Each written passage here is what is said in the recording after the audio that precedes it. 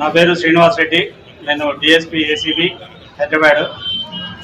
మాకు ఈ sub register ఆఫీసులో అవినీతి బాగా జరుగుతున్న రిజిస్ట్రేషన్స్ చేసే సందర్భంగా పబ్లిక్ని ఇబ్బంది పెట్టుకుంటూ డబ్బులు ఎక్కువ డిమాండ్ చేస్తూ రిజిస్ట్రేషన్స్ చాలా డిలే చేస్తున్నారని చెప్పి కంప్లైంట్ రావడం వల్ల ఈరోజు కుత్బుల్లాపూర్ సబ్ రిజిస్టర్ ఆఫీస్లో సర్ప్రైజ్ చెక్ చేయడానికి రావడం జరిగింది. మేము వచ్చేసరికి దాదాపు 100 మంది పబ్లిక్ ఉన్నారు వెయిట్ చేసుకుంటూ. అలాగే మాకు ఒక 14-15 మంది డాక్యుమెంట్ రైటర్స్ కూడా లోపల ఉండడం కనబడింది.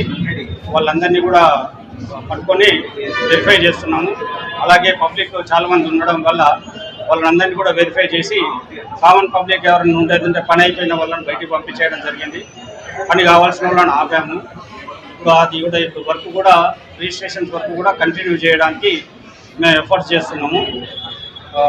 తర్వాత లోపలంతా కూడా చెక్ చేసాము, డబ్బులు ఏమన్నా దొరుకుతాయేమో అని చెప్పేసి. డబ్బులు మాత్రం ఏమేమి దొరకలేదు. డాక్యుమెంట్స్ మాత్రం ఎక్స్ట్రా డాక్యుమెంట్ రైటర్స్ చేతిలో ఉన్నాయి. అవన్నీ కూడా వెరిఫై చేస్తున్నారు.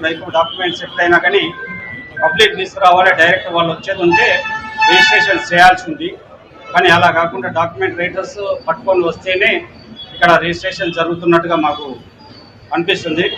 దాని మీద మేము సమగ్రమైన విచారణ జరిపి ఉన్నతాధికారులకు రిపోర్ట్ రాయడం జరుగుతుంది.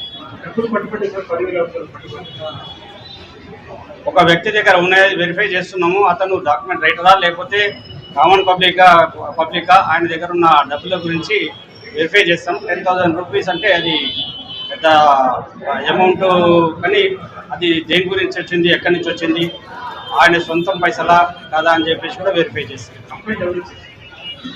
కంప్లైంట్లు చాలా మంది నుంచి వచ్చినాయి. మేము కూడా వెరిఫికేషన్లో మాకు కూడా తెలిసింది.